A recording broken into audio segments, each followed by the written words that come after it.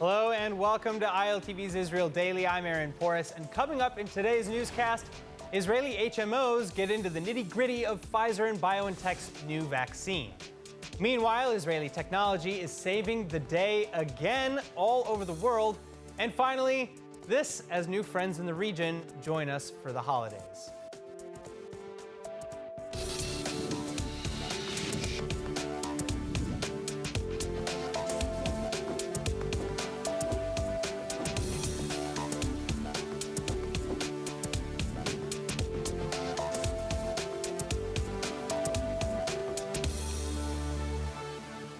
Israeli Health Ministry officials are finally confirming the start date for the nationwide vaccinations drive. But as the coronavirus continues its spread, including among political elites, many are still resisting the coming plans. Prime Minister Benjamin Netanyahu in quarantine for the third time, this time scheduled to end this Friday after coming into contact with COVID-infected Likud party members and aides. But the premier is just one of many such casualties, and in fact he's getting off rather light, so far testing negative for the virus himself. Netanyahu confidant and Likud MK David Bitan, on the other hand, is now in serious condition at Sheba Medical Center, where he's been hooked up to breathing and heart assistance machines. And this making Bitan one of the now 344 or so serious coronavirus patients in the country out of the 18,651 active cases reported as of this morning. New daily infections rising by over 2,000 again Monday as well, for the first time since October 14, when Israel was in the midst of second lockdown. And the death toll is now at 3,004. Resisting the urge to update restrictions, however, the government is still waiting until daily infections hit 2,500 before resuming lockdown measures. COVID czar Nachman Ash saying that renewed closures will only come with a rise in morbidity. As for vaccines, while Israel's Ministry of Defense-made vaccine candidate gets set to launch phase 2 clinical trials, the health ministry on Monday informed Israeli HMOs that the drive to kick off vaccinating the general public with Pfizer and BioNTech's new inoculation begins next week, December 23rd. And Israelis over the age of 60 or who have pre-existing conditions are supposedly set to get vaccinations in the first round of deliveries. But at any rate, getting people to actually voluntarily take these vaccines will be tricky, the majority of the public still reportedly doubting the safety of drugs approved so quickly, and particularly among the ultra-Orthodox communities where infections have been spreading the most.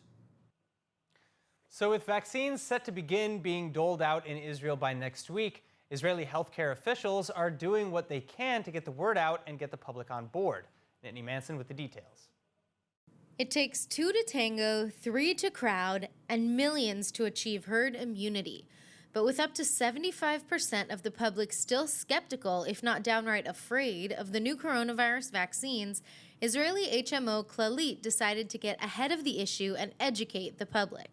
So first off, how do they work? Well, unlike most other vaccines today, neither the Pfizer nor Moderna treatments use any versions of the virus itself.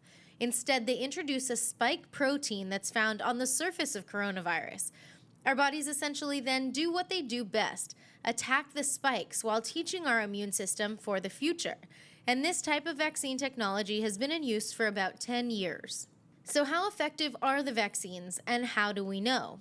With both doses taken as prescribed, the Pfizer vaccine has been shown to be 95% effective in preventing COVID-19 infection. The question is for how long? But this is still better than the 50 to 75% efficacy of the annual flu vaccines. And we know this because of the clinical trials the vaccines went through, including tens of thousands of participants. And I know what you're thinking, weren't the trials rushed? Well, the answer is basically no. Yes, the vaccine was developed much faster than normal, but no shortcuts were taken. Again, the technology has been around and was only advanced in light of the pandemic. And because of the virus's rapid spread, results were quick to come in. So then what are the risks? Well, this is a big one. Years of experience with other similar vaccines show that the risk of long-term effects are very slim. But of course, we won't know for sure about this vaccine until later. Short-term side effects, however, have been examined by several independent groups, and they found that among the roughly 20,000 drugged volunteers in the Pfizer trial, most reactions were mild, including pain, swelling, and fatigue, which typically disappeared in a few days. As for the 6 reported deaths in the trial, only 2 came from the vaccinated group, and they were found to be unrelated. So finally then, what do we not know yet? Again, we don't know for sure what long-term issues might arise, but we know the chances are slim. Apart from that, we also don't know how long the vaccine will stay effective in our systems. But in any case, it seems for now that the pros far outweigh the cons. Joining us now with more on the Pfizer Biontech vaccine is Dr. Ian Miskin, head of the coronavirus response team at Clalit Health Services, Jerusalem District. Doctor, thank you so much for being with us. Now, first of all, I don't know if you were just watching, how did we do on our breakdown of the Pfizer vaccine? Pretty good. You went according to the New England Journal article, which is one of the best medical journals in the world. So anything that's published there is considered peer-reviewed and very, very trustworthy. I've taken that article apart and put it together again in my lectures to my health teams, because we feel that there's another aspect of this whole thing, this whole coronavirus and vaccination setup that people don't quite realize. This is not a flu vaccine, which if you don't take it, if you do take it, there's 20%, sometimes 50% effectiveness. But if you don't take it, then you may get the flu. Here's a choice between getting vaccinated or getting sick. There's no third option. You either get vaccinated or you're going to suffer from the disease. So you're not comparing the vaccine or its possible side effects or after effects to not taking the vaccine at all. You're comparing it to getting sick. And we do know that about 50% of patients will be symptomatic and 50% will be asymptomatic. Of the 50% who are symptomatic, approximately a fifth, in other words, 10% of those who are getting sick, will have long-term effects of this or that or the other kind. Some may be just muscle pain for months. Others may have a loss of smell for months. But it's not a question of having nothing. So if you compare this to the vaccine, there's no question at all what people should be doing. So, are you satisfied then with the safety checks behind the Pfizer-BioNTech vaccine? Are you satisfied with the amount of evidence that has been collected thus far? And are you confident that that's not really going to change too much long term? I'm confident that everything that could have been tested was tested. Normally, you have to wait a long time to see positive cases so you can compare the groups. And this time, this setup, there was a huge number of cases, so they were able to get to results very quickly. And the long-term follow-up, obviously, it's still going on. It's either 7 days for everyone reported, or a month of side effects that weren't expected, and severe side effects were reported for 6 months. This is, of course, still ongoing, but we're not expecting any surprises at all. We're looking at the way that this vaccine actually works, and it's as you mentioned in your previous report. There's absolutely nothing from the virus in there, except we have a way of manufacturing a slightly changed protein, which is on the surface of all the vaccine particles, and this will enable the body to target it and destroy it.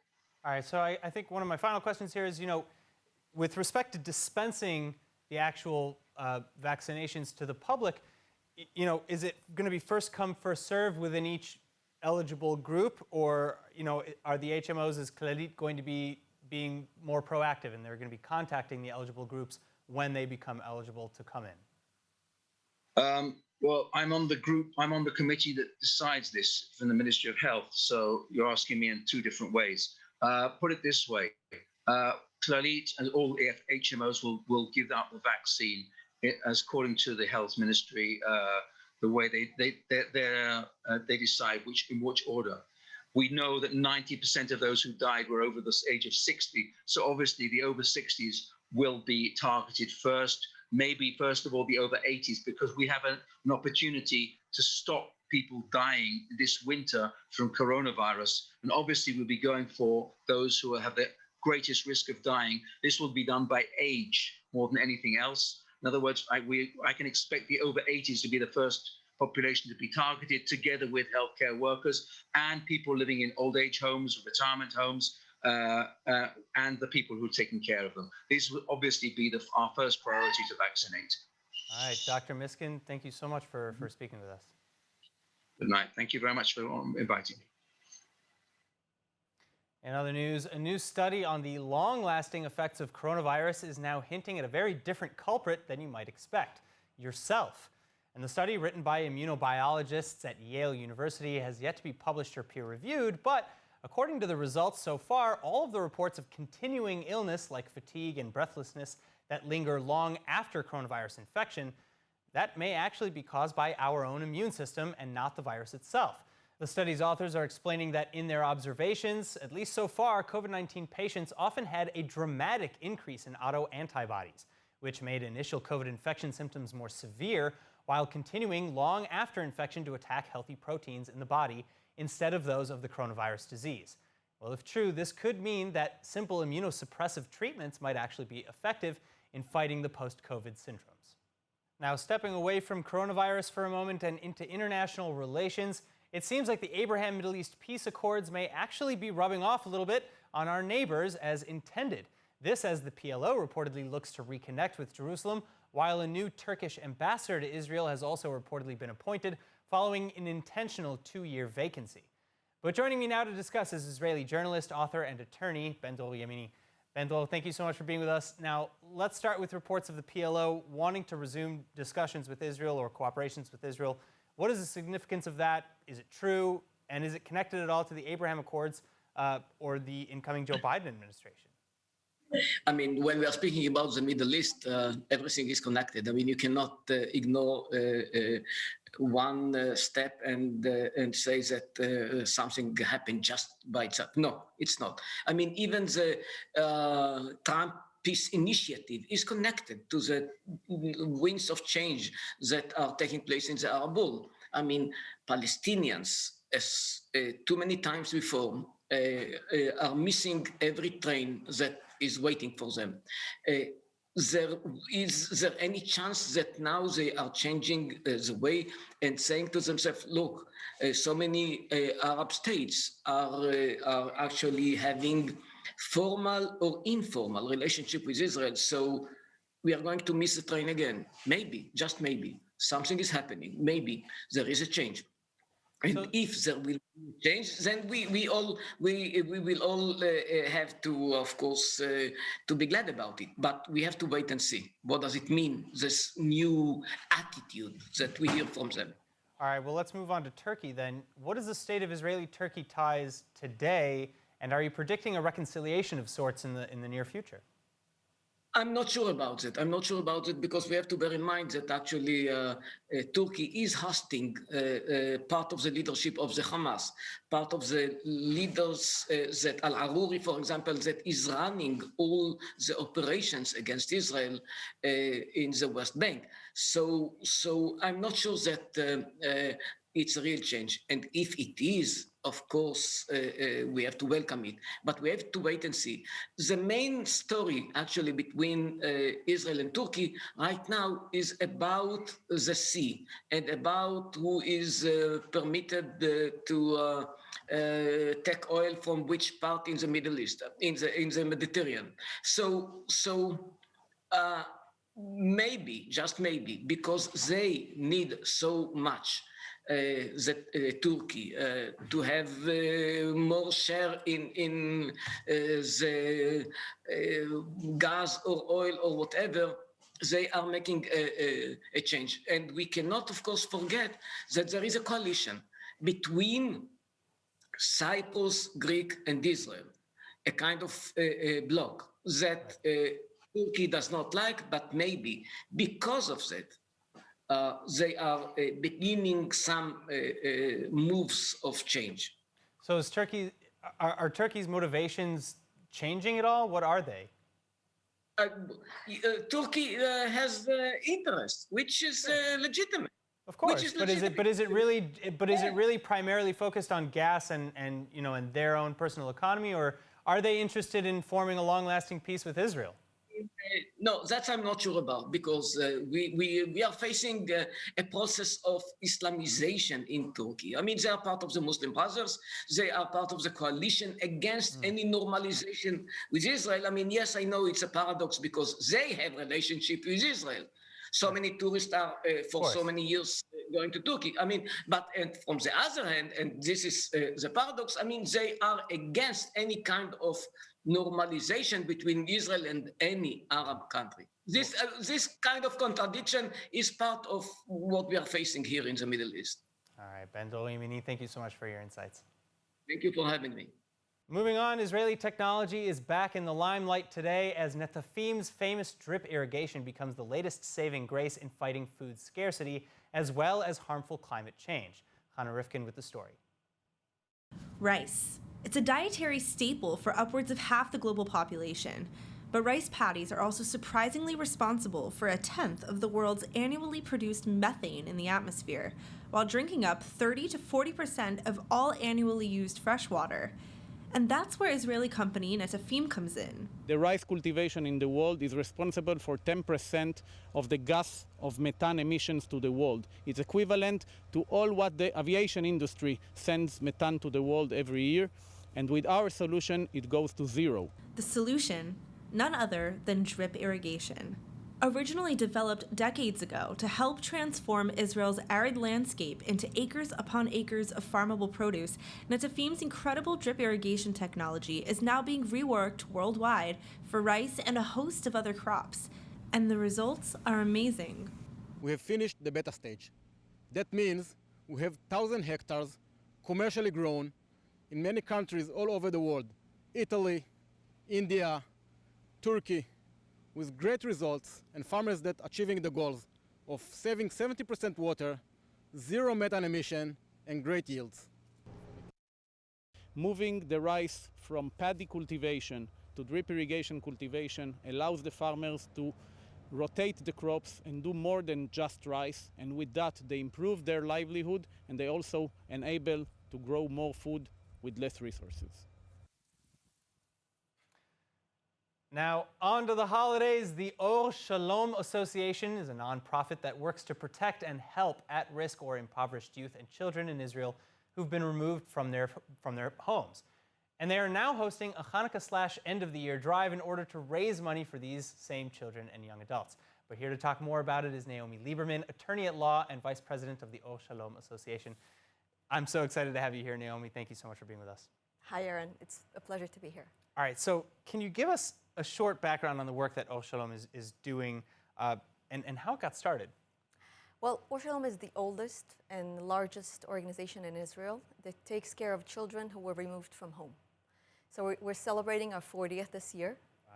And we're serving 1,400 children as we speak, children and young adults from ages 0 to 26. It started with an American couple that came to Israel in the 80s with a very unique model of a group home.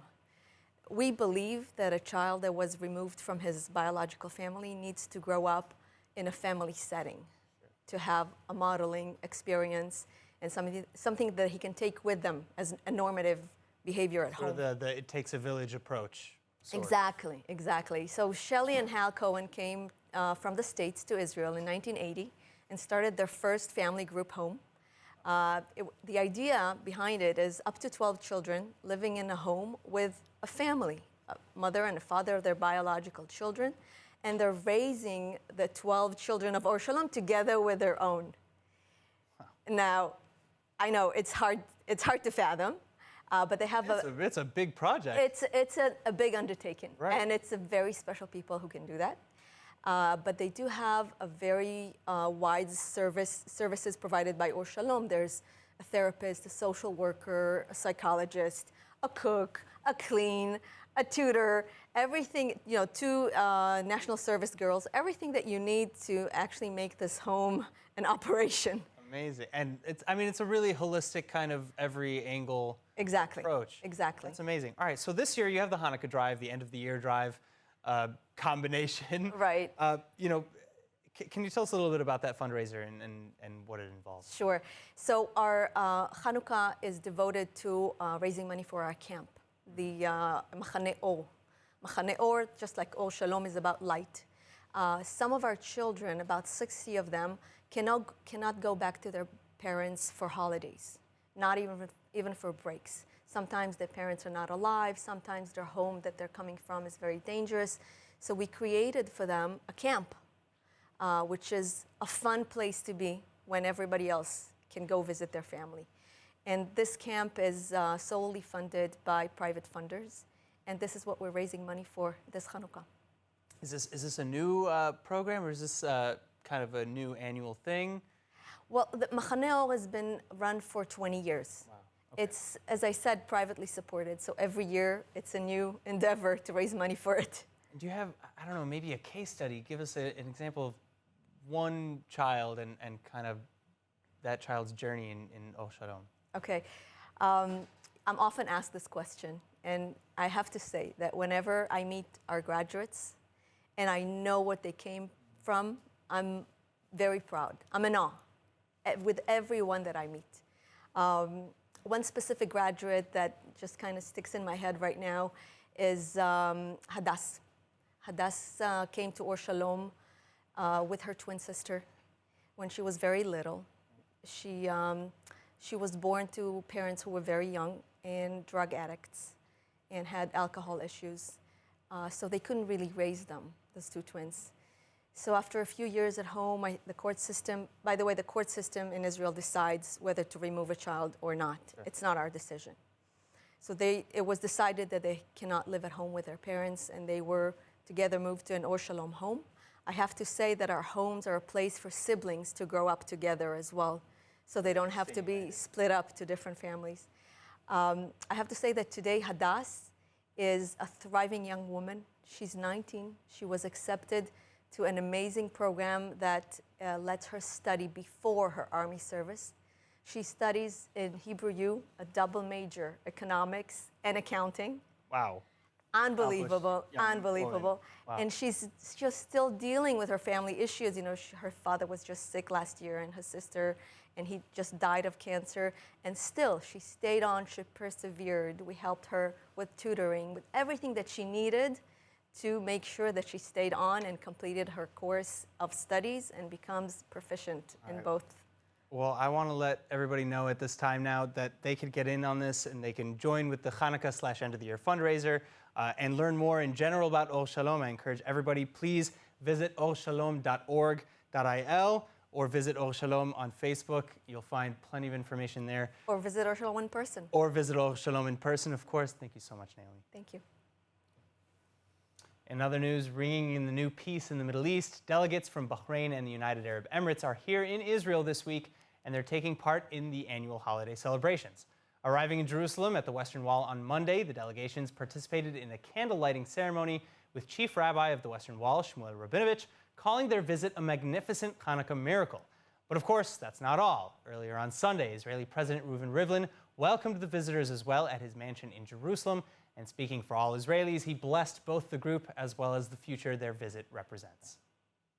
It's such a pleasure. When we are talking about peace, it's people to people. It's a new era, and we're so happy for it. And let's look forward Yes. that you will be the bridge Yes. to bring a lot of understanding between all the people in the region. It is a real pleasure.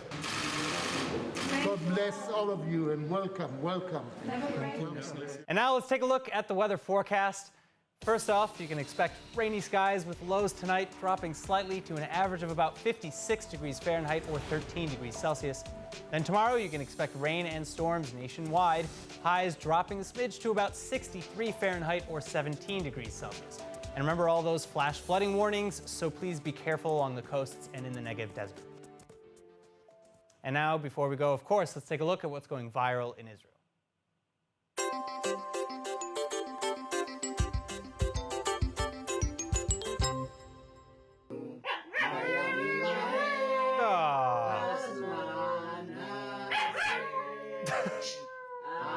Yeah, my dog doesn't know the prayers yet, so I guess he's not that advanced.